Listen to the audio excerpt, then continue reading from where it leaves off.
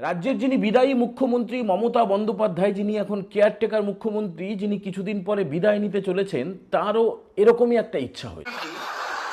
हमारे पार्टी के सुप्रीमो दीदी ममता दीदी, जिनके साथ मेरा बात हुआ। জয় হিন্দ বন্ধুরা, আমি দীপঙ্কর মণ্ডল, আপনারা দেখছেন নবান্ন নিমন্ত্রণ। আপনাদের সবাইকে স্বাগত। বন্ধুরা, রবীন্দ্রনাথ ঠাকুরের সামান্য ক্ষতি বলে একটা কবিতা আছে, পড়েছেন? সেখানে যে গল্পটা ছিল, রানী শীতকালে নদীতে স্নান করে উঠে আসছেন, তার প্রচণ্ড ঠান্ডা লাগছে, তাকে একটু হাত পা সেঁকতে হবে। তার হঠাৎ করে ইচ্ছে হলো যে একটি কুটির, মানে একজন সাধু সন্ন্যাসী, একজন খুব গরিব সাধুর একটি কুটির ছিল, পাতার দেওয়া খড় বিছানো একটা কুটির। তো রানীর হঠাৎ ইচ্ছে হলো যে ওই কুটিরে আগুন লাগিয়ে দাও, সেই আগুনে আমি আমার হাত সেঁকবো, পা সেঁকবো। রাজ্যের যিনি বিদায়ী মুখ্যমন্ত্রী মমতা বন্দ্যোপাধ্যায়, যিনি এখন কেয়ারটেকার মুখ্যমন্ত্রী, যিনি কিছুদিন পরে বিদায় নিতে চলেছেন, তারও এরকমই একটা ইচ্ছা হয়েছে। তার শীতকাল, তাকে একটু হাত সেঁকতে হবে, পা সেঁকতে হবে। এখন গরিব মানুষের কুটিরে তাকে আগুন লাগিয়ে হাত সেঁকতে হবে, পা সেঁকতে হবে। ভাবছেন আমি কি বলছি? একদমই তাই হয়েছে। রাজ্যের যিনি বিদায়ী মুখ্যমন্ত্রী, তিনি যেখানে থাকেন সেই বিধানসভা কেন্দ্রের নাম ভবানীপুর। যে বিধানসভা কেন্দ্রে একসময় শ্যামাপ্রসাদ মুখোপাধ্যায় থাকতেন, যে বিধানসভা কেন্দ্রে একসময় নেতাজি সুভাষচন্দ্র বসু থাকতেন, যে বিধানসভা কেন্দ্রে প্রাক্তন মুখ্যমন্ত্রী সিদ্ধার্থ শঙ্কর রায় থাকতেন, অত্যন্ত গুরুত্বপূর্ণ। দেখুন, 8টা মাত্র ওয়ার্ড, খুব ছোট বিধানসভা। সেখানে মমতা ব্যানার্জি এতদিন ধরে ভুজুং ভাজুং দিয়ে অনেক ভণ্ডামি করে তিনি জিতে এসেছেন। তার দল তৃণমূল কংগ্রেস গত 15 বছর ধরে ক্ষমতায় রয়েছে। যেখানে এই প্রথম তিনি প্রতিদ্বন্দ্বিতার মুখে, প্রকৃত প্রতিদ্বন্দ্বিতা বলছি কিন্তু শব্দটা মাথায় রাখবেন, একদম প্রকৃত প্রতিদ্বন্দ্বিতার মুখে পড়তে চলেছেন রাজ্যের বিরোধী দলনেতা শুভেন্দু অধিকারী, যাকে আমরা লিয়ারি কা শের বা শেরো কা শের, মানে ধুরন্ধরে যাকে আপনারা দেখেছেন। লিয়ারি হচ্ছে করাচিকে নিয়ন্ত্রণ করে, করাচি গোটা পাকিস্তানকে নিয়ন্ত্রণ করে, এবং যারা ধুরন্ধর দেখেছেন তারা এই কথাটা শুনেছেন। তো আমাদের যেটা মনে হয়েছে, আমরা এই মুহূর্তে যেখানে বসে ভিডিওটা করছি সেটা পূর্ব মেদিনীপুর, নন্দীগ্রাম এবং খেজুরির সীমানা এলাকায় আমরা এই মুহূর্তে রয়েছি। তো আমাদের যেটা মনে হচ্ছে, এই নন্দীগ্রাম, খেজুরি বা পূর্ব মেদিনীপুর হচ্ছে লিয়ারির মতো। এই পূর্ব মেদিনীপুর গোটা বাংলাকে পথ দেখিয়েছে আগে, এবং ভবিষ্যতেও পথ দেখাবে। কেন বলুন তো? দেখুন, প্রসঙ্গান্তরে যাচ্ছি না, আবার প্রসঙ্গে ফিরে আসব, একটুখানি শুনে রাখুন। এই মেদিনীপুর একসময় ব্রিটিশ শাসনে, আপনারা সবাই জানেন যে জাতীয় সরকার প্যারালাল গভর্নমেন্ট তৈরি করেছিল। এই নন্দীগ্রাম ছিল তার মধ্যে অন্যতম। তাহলে ব্রিটিশ শাসনাধীন সময়ে যারা বশ্যতা স্বীকার করেনি, তারা এই মমতা ব্যানার্জি জালি মুখ্যমন্ত্রীর বশ্যতা স্বীকার করবে? করেননি। তারা মমতা ব্যানার্জিকে হারিয়ে দিয়েছিলেন 5 বছর ধরে। মমতা ব্যানার্জি তিনি লজ্জায় আর এই নন্দীগ্রামে পা রাখতে পারেননি। দেখুন, কলকাতা থেকে এত দূরে এসেছি আমরা ভোটের সমীক্ষার কাজে, জনমত সমীক্ষার একটা ফল আমরা অবশ্যই আপনাদের জানাবো।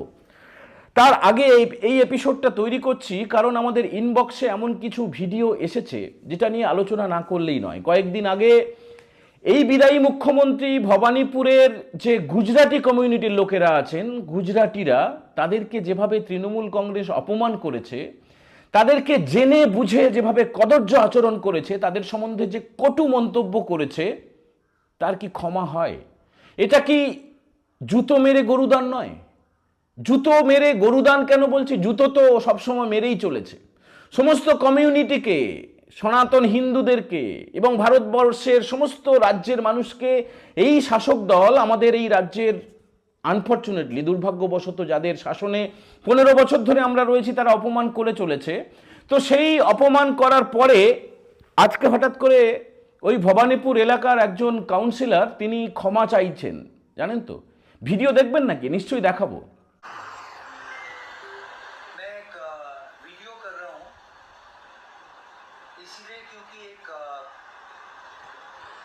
सांसद हमारे तृणमूल कांग्रेस के, जिन्होंने एक प्रेस मीट में कुछ चीज कहे हैं जो एब्सोल्युटली हमारे पार्टी के सुप्रीमो दीदी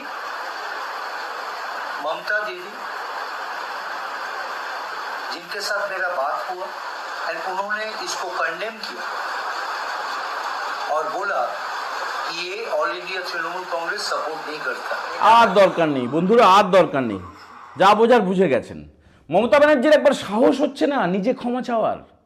মমতা ব্যানার্জির সাহস হচ্ছে না মহামৈত্রকে বলার? মহামৈত্র কথাই শুনবে না, তার কথা তার ভাইপো শোনে না, বাড়ির লোকেরা শোনে না, কেউ কথা শুনছে না, কেউ কথা শুনছে না। চিফ সেক্রেটারি ফোন তোলে না, হোম সেক্রেটারি ফোন তোলে না, ফোন বেজে যাচ্ছে। আবার তো আরেকটা তথ্য শুনেছেন, মমতা ব্যানার্জির নাম্বার বেশ কিছু আইএএস আইপিএসরা ব্লক করে দিয়েছেন, ব্লক, ফোন ঢুকবে না। কারণ অং বং চং কু কু কা কা ছি ছি হুম্বা হুম্বা রুম্বা রুম্বা, তার যে বিভিন্ন রকমের ভাষা, জারোয়া ভাষায় রবীন্দ্রসঙ্গীত, তার যে অদ্ভুত সমস্ত আবদার, অন্যায় আবদার, সেগুলো তিনি করবেন। সেগুলো যাতে না শুনতে হয়, বিদায়ী মুখ্যমন্ত্রী, কেয়ারটেকার মুখ্যমন্ত্রী মমতা ব্যানার্জির নাম্বার বেশ কয়েকজন অফিসার ব্লক করে দিয়েছেন। দেখুন যে ভিডিওটা আপনাদের দেখালাম আপনাদেরকে, একজন কাউন্সিলর ক্ষমা চাইছেন। গুজরাটিদের যে অপমান করেছে তৃণমূল কংগ্রেস, এই কাউন্সিলর, একজন কাউন্সিলর ভাই, একজন কাউন্সিলর। আর গুজরাটিদেরকে অপমান করা হয়েছে তৃণমূল কংগ্রেসের রাজ্য কার্যালয় থেকে, যেখানে অভিষেক ব্যানার্জি, মমতা ব্যানার্জি, বড় বড় হুব্বা, বড় বড় মাতব্বররা প্রেস কনফারেন্স করেন এবং শুধুমাত্র বেছে বেছে চোর পোটারদের ঢুকতে দেওয়া হয়। চোর পোটার, মনে আছে তো কারা চোর পোটার? তাদের পছন্দের লোকেদেরই শুধুমাত্র ঢুকতে দেওয়া হয়। অ্যাক্রিডিটেশন কার্ড থাকলেও আমরা গেলে সেখানে ঢুকতে পাবো না। আদৌ জ্যান্ত ফিরে আসতে পারবো কিনা সন্দেহ আছে। বুঝতে পারছেন কোন জায়গায় দাঁড়িয়ে আছি? তিনি ক্ষমা চাইছেন। তিনি বলছেন আমাদের দলের একজন সাংসদ, তার নাম করারও হিম্মত হয়নি, নামটা হচ্ছে মহুয়া মৈত্র, তৃণমূল কংগ্রেসের রাজ্য সদর দপ্তরে বসে এই গুজরাটিদের উদ্দেশ্যে কি কটু মন্তব্য করেছিলেন যে গুজরাটিরা দেশের জন্য কি করেছে, গুজরাটিরা দেশের জন্য কি করেছে, দেশের স্বাধীনতা সংগ্রামে, স্বাধীনতা আন্দোলনে গুজরাটিরা কি করেছে একজনও নেই। এরা কি মূর্খ, নাকি জেনে বুঝে বলে, নাকি আমাদের মূর্খ ভাবে, নাকি এ রাজ্যের সমস্ত মানুষকে মূর্খ ভাবে? বন্ধুরা আমরা বুঝতে পারছি না, কিচ্ছু না। একটু ইন্টারনেটে গিয়ে গুজরাটি শব্দটা লিখে দেবেন। আমিও তাই করেছিলাম। কার কার নাম এসছে জানেন? মোহনদাস করমচাঁদ গান্ধী, মহাত্মা গান্ধী বলে যাকে আমরা জাতির জনক বলি, আমাদের প্রত্যেকটা মুদ্রায়, প্রত্যেকটা টাকায় যার ছবি রয়েছে, জাতির পিতা বলা হয়। সর্দার বল্লভভাই প্যাটেল, এরা কারা? মৌহাদেবী বা মমতা ব্যানার্জি, আপনার ভণ্ডামির মুখোশটা কিভাবে খুলে যাচ্ছে। আপনি মোহনদাস করমচাঁদ গান্ধী, সর্দার বল্লভভাই প্যাটেলকে বলছেন এরা স্বাধীনতা সংগ্রামের জন্য কিছুই করেননি। ভণ্ডামিটা কোন জায়গায়? তারপরে আপনার সাহস হয়নি ক্ষমা চাওয়ার, আপনার সাংসদ মহুয়া মৈত্রের সাহস হয়নি ক্ষমা চাওয়ার। একজন কাউন্সিলরকে নামিয়েছেন, এই লেভেলে এত নিচে নেমে গেছেন মমতা ব্যানার্জি। দেখুন, প্রধানমন্ত্রী নরেন্দ্র মোদী, স্বরাষ্ট্রমন্ত্রী অমিত শাহ, তারাও গুজরাটি। আর তাদেরকে তো দুবেলা, মানে জল খাওয়ার আগে, জল খাওয়ার পরে, ঘুমানোর আগে, ঘুমানোর পরে এই রাজ্যের মুখ্যমন্ত্রী মমতা বন্দ্যোপাধ্যায় দুবেলা উদম খিস্তি করেন, ছাপার অযোগ্য ভাষায় অশ্লীল মন্তব্য করেন প্রধানমন্ত্রী, স্বরাষ্ট্রমন্ত্রীর উদ্দেশ্যে। আর এই যে সর্দার বল্লভভাই প্যাটেল বললাম, ইনি কিন্তু দেশের প্রথম স্বরাষ্ট্রমন্ত্রী হয়েছিলেন।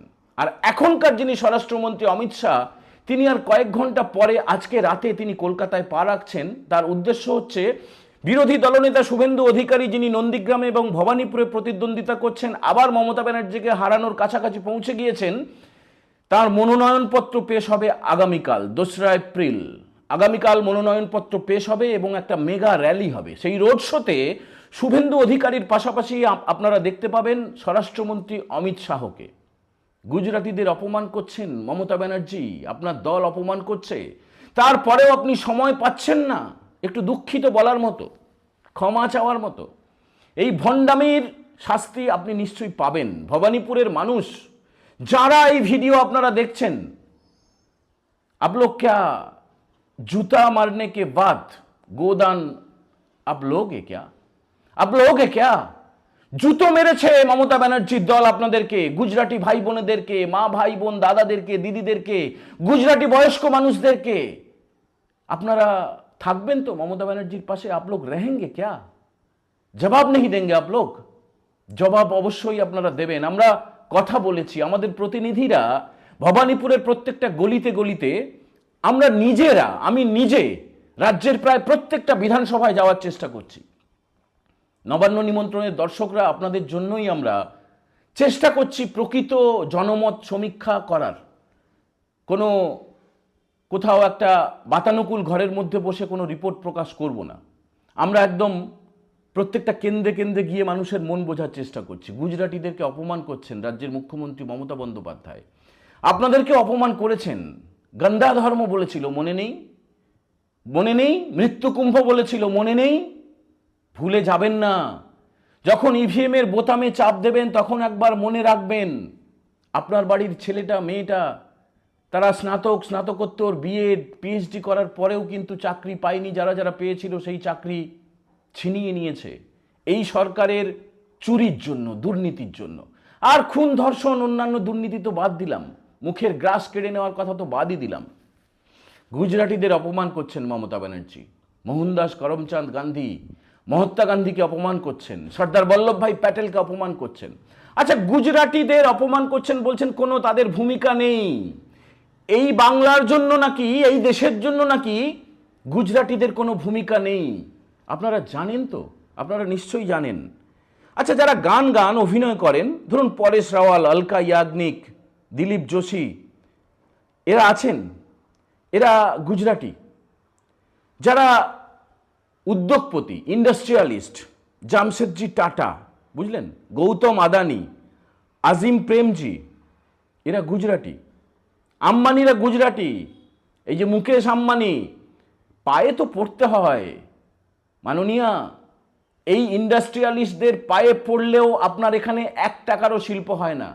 তারপরেও আপনার দল, আপনার দলের সাংসদ আপনার অনুমোদন না নিয়ে তো একটা গাছের পাতা পর্যন্ত নড়ে না মাননীয়া। নিশ্চয়ই আপনি আপনার কথায়, আপনার নির্দেশে গুজরাটিদেরকে অপমান করার কথা বলেছিলেন, সেই কারণে এই অপমানটা করার সাহস পায় আপনার দলের সাংসদ, আপনার দলের সদর কার্যালয়ে বসে গুজরাটিদের অপমান করে। জামশেদজি টাটা, গৌতম আদানি, আজিম প্রেমজি, ধীরুভাই আম্বানি, এরা সবাই গুজরাটি। আর কারা গুজরাটি? রবিশঙ্কর মহারাজ, ইন্দুলাল ইয়াগনিক, এরা সবাই গুজরাটি। অলকা ইয়াগনিক, পরেশ রাওয়াল, রবীন্দ্র জাদেজা, দিলীপ যোশী তো বললাম, বিক্রম সারাভাই, নরসিং মেহতা, সবাই গুজরাটি। আচ্ছা, জাতীয় সঙ্গীতে বন্ধুরা, পাঞ্জাব ও সিন্ধু, গুজরাট ও মারাঠা, দ্রাবিড় ও উৎকল ও বঙ্গ। তাহলে জাতীয় সঙ্গীত থেকে কি গুজরাটি শব্দটা, গুজরাটকে মুছে দিতে চান? গুজরাট হতে দেব না, ইউপি হতে দেব না, বিহার হতে দেব না বলে বেড়াচ্ছে কিনা? হেলিকপ্টার করে ঘুরে বেড়াচ্ছে কিনা? এত কোটি কোটি টাকা পাবলিক মানি নিয়ে, নাকি এগুলো চুরির টাকা? এগুলো চুরির টাকা নয় তো? বালি চুরির টাকা, খাদানের টাকা, কয়লার টাকা, চাকরি চুরির টাকা।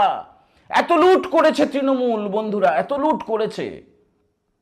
সেই টাকা এখন আপনাদের বাড়ির বাচ্চাদেরকে হেলিকপ্টার দেখাতে যাচ্ছেন মাননীয়া এবং তার ভাইপো অভিষেক বন্দ্যোপাধ্যায়। লোক তো হচ্ছে না, লোক যাচ্ছে না। দেখুন, চৈত্র মাস, অফিসিয়ালি বসন্তকাল। এই বসন্তকালের মনোরম পরিবেশে বিকেলে হোক, সন্ধ্যায় হোক, সকালে হোক, লোক যাচ্ছে না। আপনারা যাচ্ছেন না কেন? যাবেন।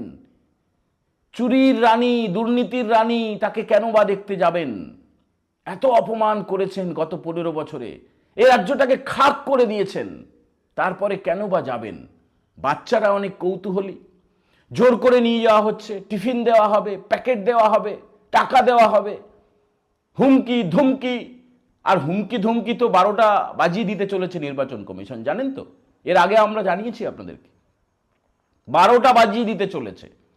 ওই হুমকি ধুমকি, পোস্টার বেঁধে ঘুরতে হবে, আমি বিজেপি করি না, বড় শাস্তির মুখে পড়তে চলেছে, বড় শাস্তির মুখে। দেখুন, মনোনয়নপত্র পেশ করেননি এখনো রাজ্যের বিদায়ী মুখ্যমন্ত্রী, ভয়ে, আতঙ্কে। আগামীকাল থেকে তো মনোনয়ন পর্ব শুরু হয়ে যাচ্ছে। 29 তারিখে ভোট, 29 তারিখে দ্বিতীয় দফার নির্বাচন। সেই নির্বাচনের বিজ্ঞপ্তি জারি হবে আগামীকাল, আর আগামীকাল থেকে মনোনয়নপত্র জমা দেওয়ার কাজ শুরু হবে। মমতা ব্যানার্জি এখনো পর্যন্ত কোনো ডেট কিন্তু জানাননি তিনি কবে মনোনয়ন পেশ করবেন। আদৌ করবেন তো মাননীয়? আদৌ আপনার সাহস হবে তো? যাকে আমরা প্রকৃত ধুরন্ধর বলছি, অমিত শাহ আসছেন, আপনি থাকবেন তো? আপনার কাছে ছবি সব পৌঁছে যাবে। আপনার গোয়েন্দা দপ্তরের যারা আছে এবং আপনার পার্টির তো কিছু আছে যারা তোলাবাজি করেছে, যারা সুবিধে নিয়েছে, তারা মোবাইলে নিশ্চয়ই ছবি করে পাঠাবে, দেখবেন। প্রস্তুতি চলছে। ভবানীপুরের প্রত্যেকটা অলিতে গলিতে মানুষ জানিয়েছেন যে তারা আগামীকালকে যখন শুভেন্দু অধিকারী মনোনয়নপত্র পেশ করতে যাবেন অমিত শাহকে সঙ্গে নিয়ে, যখন ভারতীয় জনতা পার্টির বিভিন্ন ফ্লেক্স, ব্যানার, বেলুন নিয়ে ড্রাম বাজাতে বাজাতে, শাঁখ বাজাতে বাজাতে, মায়েরা উলুধ্বনি দিতে দিতে যখন মনোনয়নপত্র পেশ করতে যাবেন, তখন তারা শরিক হবেন ভবানীপুরের মানুষ। এটা সেই ভবানীপুর, যে ভবানীপুরে বিজেপির প্রতিষ্ঠাতা সদস্য শ্যামাপ্রসাদ মুখোপাধ্যায়ের বাড়ি। সেই ভবানীপুরকে জঞ্জালমুক্ত করতে চাইছে ভারতীয় জনতা পার্টি। নন্দীগ্রাম পথ দেখিয়েছে পূর্ব মেদিনীপুরকে, পূর্ব মেদিনীপুর পথ দেখাবে পশ্চিমবঙ্গকে, আর পশ্চিমবঙ্গ পথ দেখাবে আমাদের দেশ ভারতবর্ষকে। লিখে রাখুন, আমাদের এই এপিসোডটা সেভ করে রাখুন, ভালো লাগলে বন্ধুদের সঙ্গে শেয়ার করবেন। যারা প্রথমবার দেখছেন, নবান্ন নিমন্ত্রণ চ্যানেলটা সাবস্ক্রাইব করতে ভুলবেন না। আর অপেক্ষা করুন, প্রত্যেকটা আপডেট আমরা আপনাদের জানাবো। আর একটা সর্বজনীন, একদম মাটিতে নেমে তৈরি করা জনমত সমীক্ষার ফলও আপনাদের জানাবো। মনোনয়ন পর্বটা শুরু হোক, প্রচার আরেকটু তুঙ্গে উঠুক, জানাবো আপনাদেরকে। বন্ধুরা, আপনারা অবশ্যই কমেন্ট করে জানাবেন আমাদের এই ভিডিও আপনাদের কেমন লাগলো। আপনাদের সুচিন্তিত মতামত, মন্তব্য, সেটাই আমাদের চলার পথের একমাত্র পাথেয়। সবাই ভালো থাকবেন। আজকের মতো এই এপিসোড আমরা এখানেই শেষ করছি। জয় হিন্দ, বন্দে মাতরম।